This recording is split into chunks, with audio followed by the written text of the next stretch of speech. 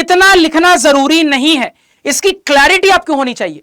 अब ये जो क्लिप बता रहा हूं इसको ध्यान से देखो, आइडिया मिलेगा। ठीक है, चलो बढ़िया है, सब सॉर्टेड है, पूरा पेपर सॉल्व कर लिया है, पूरे सवाल बन गए हैं। चलो साथ मिलके एक सिचुएशन को इमेजिन करते हैं। मैं क्लास 10th में हूं, सेशन 2023-24 का स्टूडेंट हूं। फरवरी 2024 में मेरा बोर्ड एग्जाम होने वाला है, समय ज्यादा बचा नहीं है, बहुत मेहनती स्टूडेंट हूं, मैथ्स को लेकर खासकर बहुत सीरियस हूं। रोज मैं 2 से 2.5 घंटे मैथ्स की प्रैक्टिस रेगुलरली करता हूं। बहुत सारे बुक्स पूरे बना के खत्म कर दिए और भी बहुत सारे नए नए मटेरियल प्रैक्टिस कर रहा हूं। ऑलमोस्ट हर टाइप के मैथ्स के सवाल मुझे बनाना आता है। इतनी मेहनत, इतनी शिद्दत के साथ पूरे साल मैथ्स की पढ़ाई कर रहा हूं, लेकिन उसके बावजूद जब मेरा बोर्ड एग्जाम हुआ और मेरा रिजल्ट आया तो मुझे थ्योरी में 80 में 80 नहीं आ पाया। अब ये जो सिचुएशन मैंने आपको बताई, ये सिचुएशन हर साल लाखों स्टूडेंट्स फेस करते हैं। सब आते हुए, सारी मेहनत करने के बावजूद ये कुछ गलतियां वो कर देते हैं जिनकी वजह से वो मैथ्स में 80 में 80 लाने से वंचित रह जाते हैं। और ये बात सोच के ही लगी होगी दिल पे, सोच के तुम भी देखो। तो ऐसी चीज आपके साथ बिल्कुल भी ना हो, इसलिए ये 5 गलतियां जो मैं बताने वाला हूं कतई भी अपने बोर्ड एग्जाम में मत करना। चाहे आपने बेसिक मैथ्स ली है या आपने स्टैंडर्ड मैथ्स ली है, ये 5 गलतियां अक्सर स्टूडेंट से होती है जो कि 80 आउट ऑफ 80 लाने से उनको रोक देती है। अब गलतियां क्या है, आराम से बात करेंगे, ध्यान से सुनिएगा। तो हेलो दोस्तों, मैं हूं आपका मैथ्स मेंटर प्रिंस सर और स्वागत करता हूं एक और अमेजिंग वीडियो के साथ संकल्प भारत फाउंडेशन यूट्यूब चैनल पे। तो कहानी को शुरू करते हैं, सीधे मुद्दे पे आते हैं। सबसे पहली वाली गलती पे बात करते हैं। तो सबसे पहली गलती क्या है? Breaking sequence of questions too much. अब ये चीज अक्सर देखी जाती है कि आप लोग क्या करते हो, जो राइटिंग सीक्वेंस होता है ना आंसर शीट में, उसको कुछ ज्यादा ही ब्रेक कर देते हो। मतलब तुमने सवाल नंबर 1 बनाया, तुमको आ रहा था, अब बीच में मान लो तुमको बहुत सारे सवाल नहीं आए, सीधे तुमको सवाल नंबर 10 आ रहा है, तो सीधे 1 के बाद तुमने सवाल नंबर 10 बना दिया। अब अचानक से तुम्हारा दिमाग खुला, तुमसे सवाल नंबर 4 भी सॉल्व होने लगा, तो फिर तुमने 10 के बाद सवाल नंबर 4 बना दिया। तो ये जो तरीका है ये बहुत गलत तरीका है, ऐसा आपको कतई बोर्ड एग्जाम में नहीं करना है। सही लॉजिक ये है कि जो ऑर्डर क्वेश्चन पेपर का है वही आपको फॉलो करना है, यानी 1 के बाद 2 के बाद 3 के बाद 4, इस तरीके से चलना है। या तो पूरा रिवर्स चलो, यानी लास्ट क्वेश्चन, फिर सेकंड लास्ट क्वेश्चन, फिर थर्ड लास्ट क्वेश्चन, तो एकदम ऑर्डर आपको मेंटेन करके चलना है। अब आप कहोगे कि सर मान लो बीच में कोई सवाल नहीं आ रहा है तो क्या करें? तो प्रैक्टिस करके पूरे साल आए हो ना, अगर बीच में कोई सवाल नहीं बन रहा कोई बात नहीं, वो नंबर लिख के उसके लिए स्पेस छोड़ दीजिए, रिवीजन के समय ट्राई करिएगा, लेकिन ऑर्डर बिल्कुल भी ब्रेक मत करिए। और अच्छे से चीज समझ में आएगी, ये क्लिप देखो। यार इस बार का पेपर बड़ा अजीब सा आया है मैथ्स का, बड़े टफ सवाल है। 1 नंबर बन गया, बढ़िया, फिर 8 नंबर बन गया, इसको भी लिख लिया मैंने। अब और देखता हूँ क्या बन रहा है। यार 9 भी टफ है, 10 भी टफ है, 11 टफ ही है, 12 टफ ही है, 13 इजी लग रहा है, 13 बना लेता हूँ। नंबर ऑफ जीरोज, ठीक है, 6 बना लिया, 7 बना लिया, 8 बना लिया, 9 बना लिया, 10 बना लिया, 11 बना लिया। क्लिप देख लिया, चीजें क्लियर है। अगली गलती पे चलते हैं। अब ये देखिए अगली गलती क्या है जो कि अक्सर बच्चे बोर्ड एग्जाम में मैथ्स के पेपर में करते हैं। Painting wrong answers. पता नहीं तुम लोगों को पेंटिंग का वो कौन सा कीड़ा होता है कि उस कीड़े को तुम लोग अपने मैथ्स के पेपर में ही पूरा करने की कोशिश करते हो। मतलब मैंने अक्सर देखा है कि लेट से यार बोर्ड एग्जाम में प्रेशर होता है, मैथ्स का पेपर उसमें भी, तो कई बार ऐसा होता है यार लिखने में मिस्टेक हो गई या गलती से गलत सॉल्व कर लिया, तो हम क्या करते हैं, ये कर देते हैं पेंटिंग।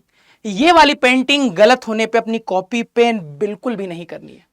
आपको करना बस इतना सा होता है कि मान लो कोई भी सवाल नंबर है, लेट से सवाल नंबर 1 है, लेट से एक एग्जांपल मान लेते हैं, सवाल नंबर 1 है।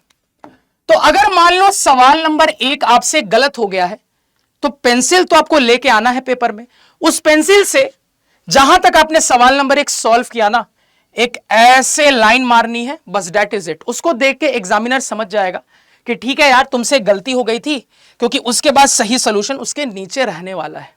तो ये बहुत ध्यान से आपको करना है कि अगर कुछ मिस्टेक हो जाती है, कुछ गलत हो जाता है, तो ये कलाकारी नहीं करनी है उसको काटने के लिए, आराम से पेंसिल यूज करना है और इस तरीके से आपको अपना काम करना है। अगेन अच्छे से समझाने के लिए ये क्लिप है, इसको थोड़ा ध्यान से देखो। यार अभी 11th क्वेश्चन बना लेता हूँ। The mean of first 10 odd natural numbers. अच्छा, मीन निकालना है तो 1 + 3 + 5 + 7 + 9 + 11 + 15। अरे यार शिट, 11th बना लेता हूँ। The mean of first 10 odd natural numbers is 1 + 3 + 5 + 7 + 11 + अरे यार चलो कोई नहीं।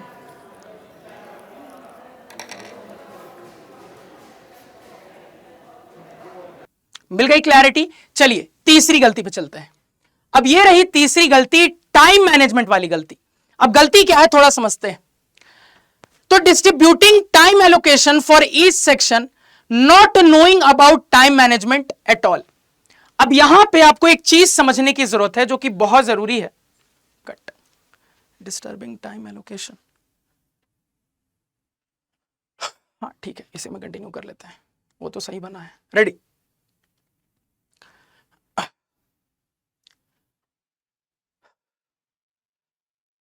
अब ये जो तीसरी गलती है ना, ये तीसरी गलती मैक्सिमम स्टूडेंट्स करते हैं और इस वजह से 80 आउट ऑफ 80 लाने से रह जाते हैं, सब जानने के बावजूद।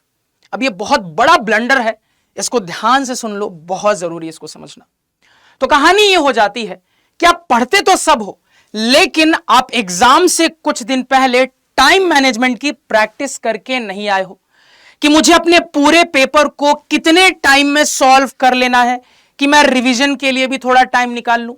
या फिर ऐसी भी गलती होती है कि सेक्शन वाइज तुम लोग टाइम डिसाइड करके नहीं आते कि अच्छा सेक्शन ए को इतने घंटे में सॉल्व करना है, सेक्शन बी को इतने मिनट में सॉल्व करना है, सेक्शन सी के लिए इतना टाइम देना है।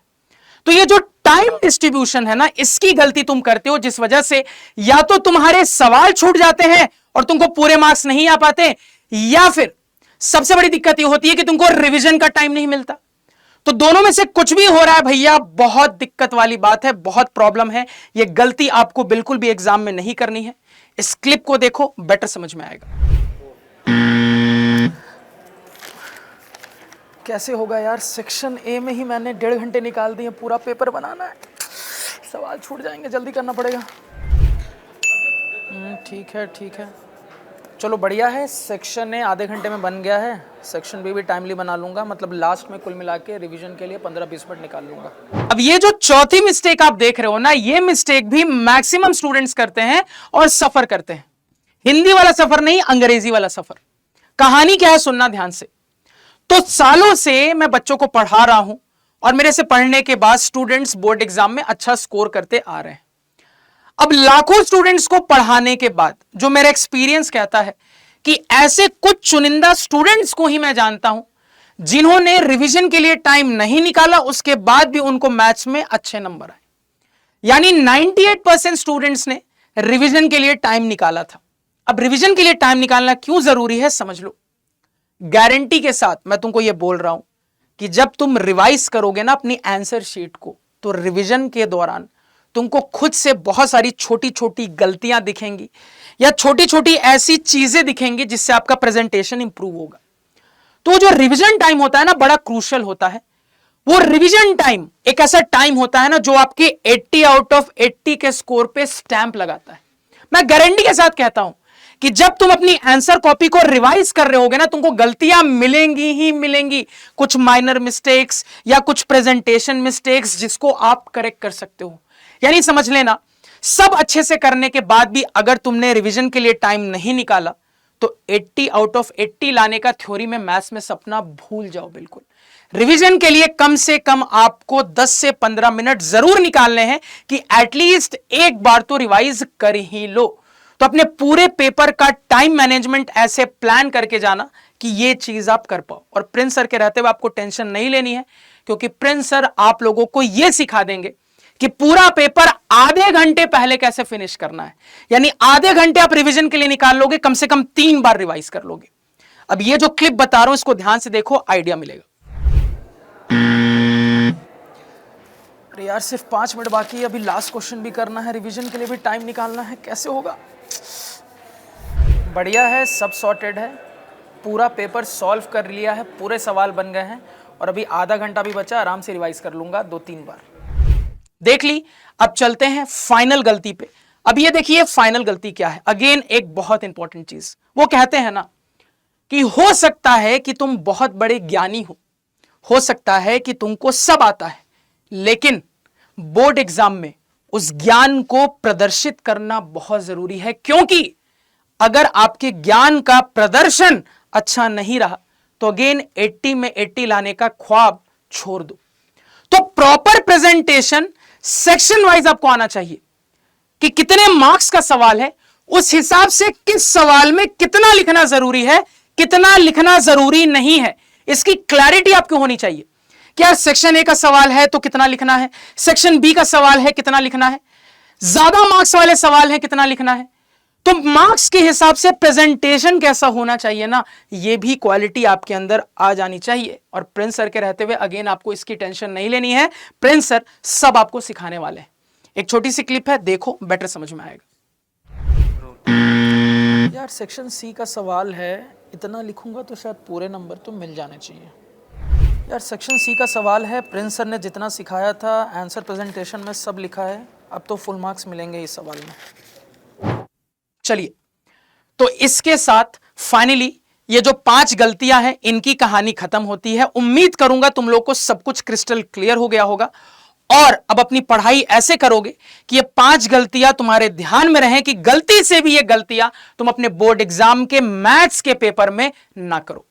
तो इसके साथ इस अमेजिंग वीडियो को यहीं पे एंड करेंगे और मैं आपको यहां पे बताना चाहूंगा बहुत जल्दी आपका मैथ्स का पहला 1 शॉट आने वाला है। अभी बहुत कुछ प्लान्ड है, बहुत कुछ आएगा और सिर्फ मैथ्स में ही नहीं, बाकी सारे सब्जेक्ट्स में आपको बहुत मजा आने वाला है, बहुत अमेजिंग फैकल्टी से पढ़ने का एक्सपीरियंस मिलने वाला है। तो इसके साथ इस वीडियो को यहीं पे एंड करेंगे। तब तक के लिए टाटा बाय बाय सायोनारा।